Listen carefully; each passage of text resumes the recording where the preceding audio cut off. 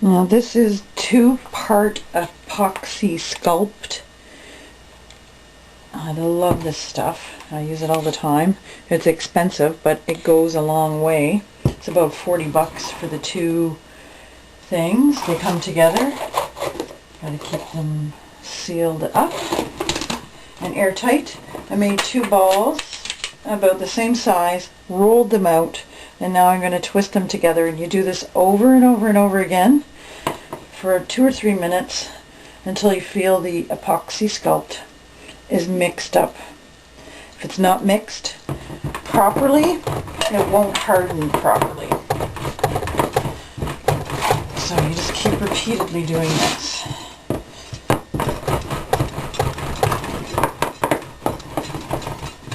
And I'm going to make from this the faces with this mold, which is from Sculpey, for the cocoons. And now see how this is going. You can see the strings of the 2 things together, so it's not mixed enough yet. Have to keep mixing this until it's the same color. And this is really important. So that is all filled with oil, wiped.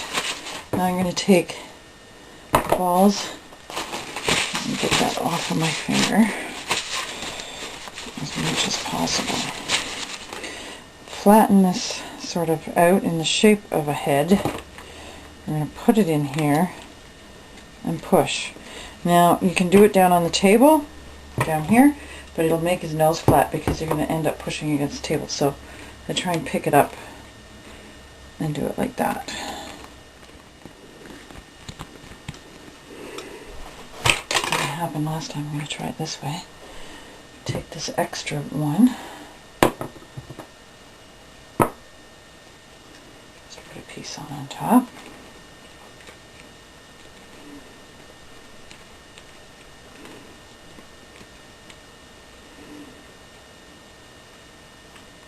There.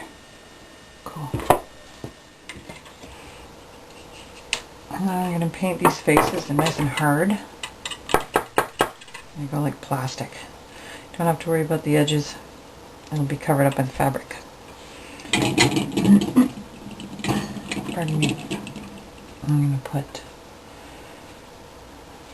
it's golden paint. Quinacridone Nickel Azio Gold. That's going to be the first layer.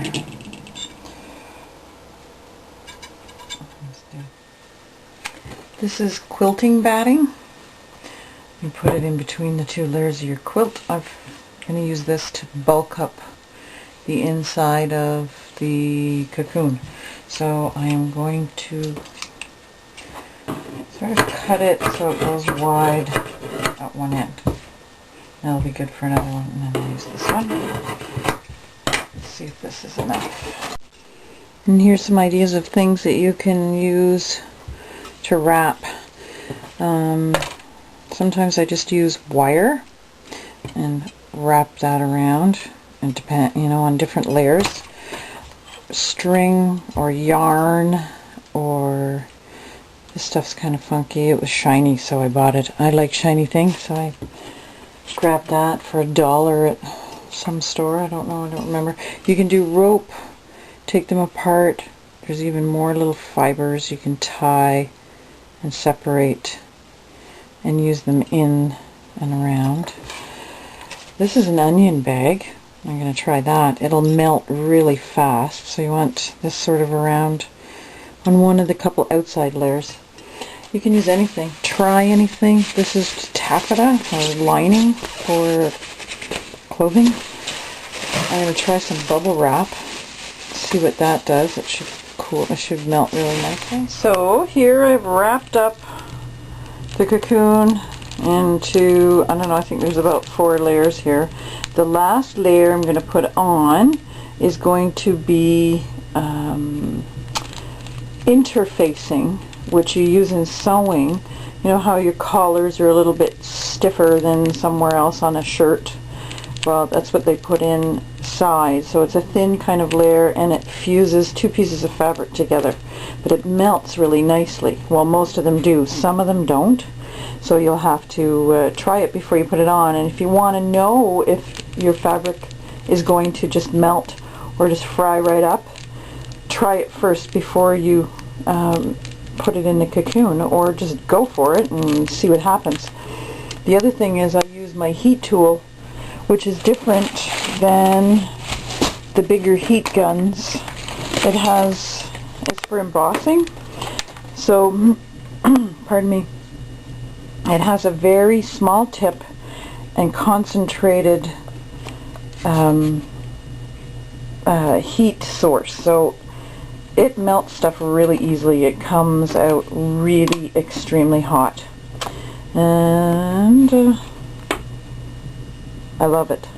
They were about 50 bucks Canadian, but I always wait for Michael's to have their 40 or 50% off coupons before I go and buy something that's, you know, cost this much. And I love it. I don't know what anybody does without one of these. I dry paintings with it. I do the cocoons with it. And all sorts of stuff. You can melt paint on your paintings and make it bubble. All sorts of stuff. Anyway, I'm going to wrap this now in the interfacing and go outside and melt. And we'll see what that looks like. Plastic.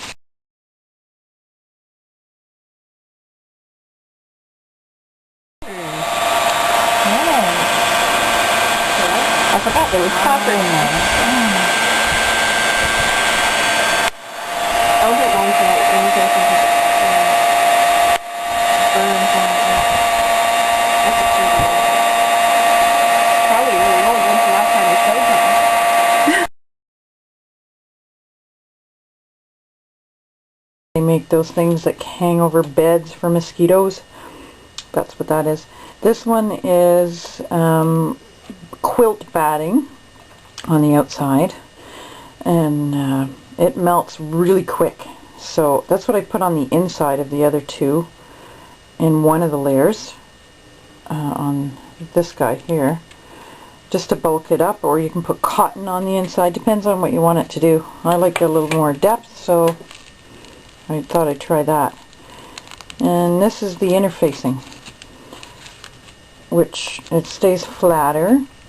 Cool effect too. And that was on the first one that I made with my Thursday art group. Might add some more to this. I find them kind of skinny. He's a malnourished cocoon.